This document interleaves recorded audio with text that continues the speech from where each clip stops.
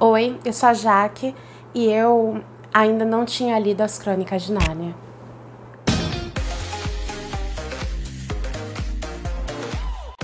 Oi gente, tudo bom? Eu tô aqui pra falar sobre o primeiro livro da saga As Crônicas de Nárnia. Esse livro eu achei que eu já tinha lido, olha que maluca. Há muito tempo atrás, acho que eu comecei a leitura, eu era mais nova e tudo mais, e não terminei. E na minha cabeça eu tinha realmente lido e tudo mais, e recentemente eu comprei o volume único das Crônicas de Nárnia, que vem todos os 7 livros aqui, e li o primeiro. E eu percebi que eu não tinha lido antes. Gente, maluca. Acho que eu abandonei logo no começo por algum motivo e acabei não dando continuidade na leitura. Enfim, tô aqui para redimir meu erro e falar um pouquinho dessa primeira obra que apresenta a criação de Nárnia. Para quem não conhece, As Crônicas de Nárnia é uma saga com 7 livros lançados entre as décadas de 40 e 50, quase 60, pelo C.S. Lewis, que é um irlandês que lançou vários clássicos.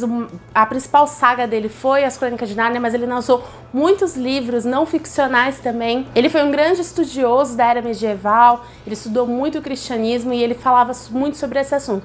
Inclusive, As Crônicas de Nárnia tá cheio de referência nesse sentido. A gente também vai conversar um pouquinho sobre isso.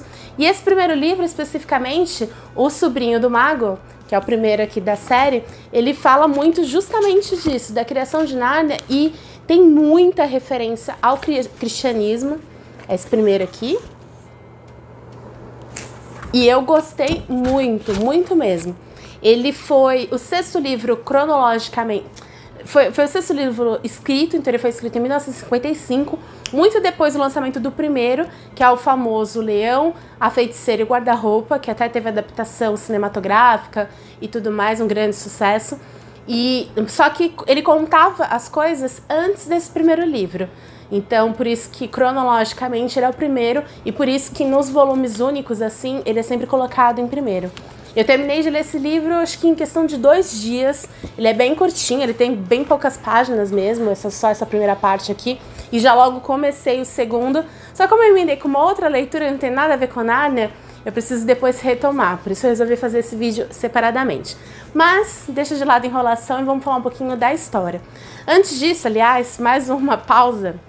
Eu queria falar que, como a gente está falando de um livro clássico, um livro da década de 50, um livro que já teve adaptações posteriores a ele no cinema e tudo mais, teve o Peregrino da Alvorada, teve o Leão, Feiticeira e Guarda-Roupa.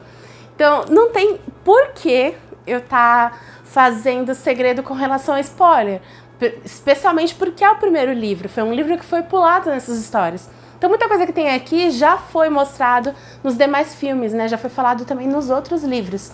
Então, eu vou evitar, claro, grandes revelações, mas o vídeo vai conter alguns spoilers, natural. Então, se você não gosta de saber de nada, por nada, então tá bom, pula o vídeo. Mas se você não se importa e isso até te instiga a querer ler mais, fica aí que eu já vou falar muito bem desse livro, porque realmente me surpreendeu muito. Esse livro, O Sobrinho do Mago, ele tem como protagonista o Diggory e a Polly. O Diggory, para quem lembra dos filmes da Crônica de Nárnia, ele é o professor, que é o dono da casa onde os irmãos que estão fugindo, né, da guerra e tudo mais, vão para ficar. É a casa onde tem o guarda-roupa que leva até Nárnia. Então a gente conhece o porquê que ele tem tanto contato assim com Nárnia. O porquê do guarda-roupa, o porquê de existir Nárnia, a gente entende nesse livro, nesse primeiro. E a Polly, a vizinha dele, ele na verdade tá morando com os tios, porque a mãe dele caiu muito doente, e o pai dele tá viajando, acho que pra Índia, a trabalho. E acontece que ele tem que ficar com esses tios, e a mãe dele de cama e tudo mais, então ele acaba pegando amizade com a vizinha, que é uma garotinha da mesma idade dele. E aí, numa das brincadeiras, eles acabam parando num quarto, que é um quarto secreto, que o tio dele, que é um tio meio complicado, acaba prendendo eles lá e começa a conversar com eles. Que a outra tia dele estava tentando evitar esse encontro. E aí, nesse momento, a gente é apresentado a anéis mágicos que fazem essa viagem até Nárnia. Não é mostrado exatamente onde foi criado esses anéis, porém, a explicação do tio é que ele tinha uma madrinha, que era de fato uma feiticeira, e que ela, no leito de morte dela, entregou para ele uma caixa que continha esses anéis e pediu para ele destruir. Só que na ganância dele, ele acabou mantendo os anéis para ele, só que ele nunca teve coragem de usar. E o que ele fazia? Ele pegava cobaias, ele pegava, como é que fala? Aqueles bichinhos, porquinhos da Índia, e levava para esse outro local. Só que os porquinhos não sabiam voltar. Só que ele tinha medo de ir e ele precisava levar humanos. Foi quando ele teve a ideia de levar o Diggory, que é o sobrinho dele, e acabou, nesse meio tempo, também tendo a Polly, que é a vizinha. E aí ele acaba enganando as crianças colocam o anel e vão para essa outra dimensão. Uma coisa legal dessa história do sobrinho do mago é que mostra que Nárnia, na verdade, faz parte de um multiverso. Que não é só existe o nosso mundo de Nárnia, na verdade existem diversos outros. E aí, entre esses vários mundos, existe um local que é chamado Bosque Entre Mundos, que é onde eles vão parar quando eles colocam esses anéis. E aí, nesse bosque, existem vários lagos, e cada um dos lagos é um portal para um desses mundos. E aí, nesse primeiro momento que eles vão, eles acabam indo para um mundo que tá todo cheio de pedra, tudo congelado, assim, tudo paralisado. E eles acabam sem querer acordando a Jades, que para quem já assistiu os filmes deve lembrar é a feiticeira branca, aquela feiticeira de gelo, aquela feiticeira, a principal vilã, né, do filme das Crônicas de Nárnia. E aí a gente começa a conhecer um pouquinho mais da história dela, porque no filme de Nárnia, né, acredito eu que também no livro não é explicado com detalhes. Então a gente conhece a Jades, sabe que ela usou uma palavra execrável, que é como se fosse uma grande bomba, e destruiu todo mundo dela, numa briga que ela teve com os irmãos em busca de poder, e ela estava à espera de alguém acordá-la. E aí você vê que realmente ela é muito vilã, ela volta com os irmãos para o nosso mundo, e lá acaba tendo a adoração do tio dele. E, enfim, a história desenrola, e eu não vou entrar muito em detalhe como é que eles acabam voltando, e se mais alguém vem junto com eles, enfim, tem muita coisa que acontece nesse meio tempo. Uma das coisas mais bonitas do livro, que realmente me emocionou, e foi umas partes que eu grifei no livro, acabei marcando, porque realmente é uma parte que vale guardar, sabe, lembrar, que é exatamente a criação de Nárnia. Porque numa dessas idas e vindas das crianças para esse bosque entre os mundos, eles acabam adentrando num mundo que não tinha sido criado ainda. E aí, depois dessa transformação, eles acompanham todo esse processo. Na verdade, eles acompanham o processo de transformação que é feito pelo Aslan, que, para quem não lembra nos filmes, é aquele leão que cria Nárnia. E é muito bonito. Faz uma clara referência à criação, porque, como eu comentei, o C.S. Lewis, que é o autor, ele era muito ligado ao cristianismo, e tudo ali tem muita referência, sabe? A religião, a Bíblia, e mostra de uma forma lúdica como seria a criação do nosso mundo. E o Aslan criou um mundo em que animais e pessoas, animais falantes e pessoas convivem, né? E inicialmente Nárnia era perfeita, né? A gente sabe que alguma coisa dá errado no caminho porque a gente já assistiu os outros filmes, mas que naquele momento é a perfeição, é o mundo perfeito. E aí também, durante essa estadia das crianças, a recém-formada Nárnia, eles também passam por outras situações que têm outras referências também à Bíblia, como, por exemplo, a árvore do pecado, a fruta, né, proibida e tudo mais, porque existe algumas outras referências com relação a essa fruta poder salvar a vida da mãe do Diggory. Então, existe essa conexão também. Uma coisa legal é que explicam várias coisas dos próximos livros, porque, como eu comentei, é o 6º livro escrito, né? Apesar de ser o primeiro em ordem cronológica. Então explica muita coisa, como, por exemplo, existe no primeiro filme, né, no Leão, a Feiticeira Guarda-Roupa, quando a Lucy, que é a caçula dos irmãos, acaba chegando em Nárnia, ela encontra um fauno e encontra num poste, que é o Elmo, esqueci o nome, vai aparecer aqui. E acaba encontrando ele nesse local.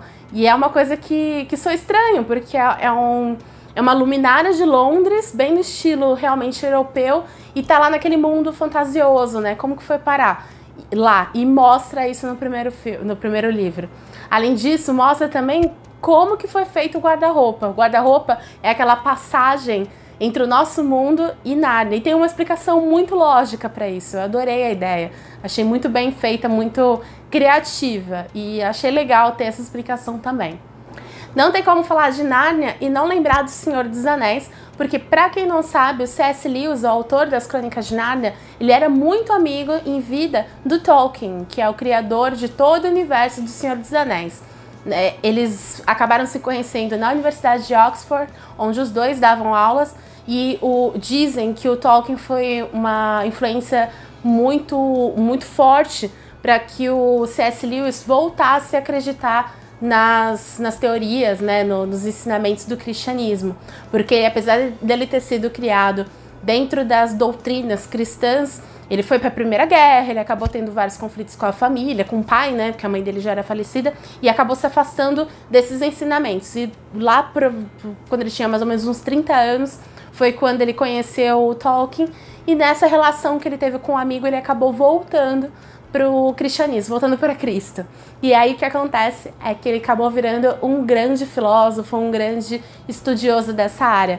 E nas Crônicas de Nárnia, que é essa obra de ficção dele, não está distante disso, tem muita referência. Inclusive, a conexão dos dois, do Tolkien e do C.S. Lewis, também está no nome de Nárnia. Na verdade, eu achei duas explicações. Uma é que Nárnia fazia uma referência a uma cidade italiana, e a outra que Nárnia significava uma certa palavra, uma certa referência a uma língua criada pelo Tolkien, uma língua que os elfos falavam nos livros dele. Que o Tolkien criou diversas línguas, né? Ele fez um trabalho de linguística dentro da história ficcional dele. E aí diz que Nárnia tinha um outro significado. Não se sabe ainda, não achei nenhum lugar que batesse o martelo realmente nisso, mas faz muito sentido, especialmente pela conexão que os dois tinham. Bom, gente, se você assistiu até aqui, deixa seu like e comenta o que você achou. Você já leu as Crônicas de Nárnia? Se já leu, comenta aqui pra mim o que você acha dessa saga. Ou se você já assistiu aos filmes, se gosta ou não gosta.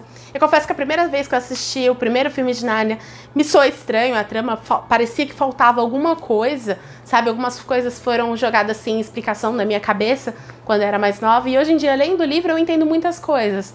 Então me fez muita diferença ler a obra original antes de ver a adaptação. Pretendo rever todos os filmes depois que eu assistir, depois que eu ler, né, todos os outros livros, e eu sei que o impacto provavelmente vai ser muito diferente. Confesso que depois que eu li esse primeiro livro, eu entendi, sabe, por que desse furor, por que C.S. Lewis tem tantos fãs, por que ele foi o escritor tão importante para a literatura inglesa, para a literatura mundial, porque realmente a trama dele faz toda a diferença, é uma trama muito bem escrita, muito bem bolada. Ele criou realmente um universo. Isso não é para qualquer um, sabe? Então, realmente é uma leitura que vale a pena. Eu vou continuar lendo os outros 6 livros, né? São 7 no total.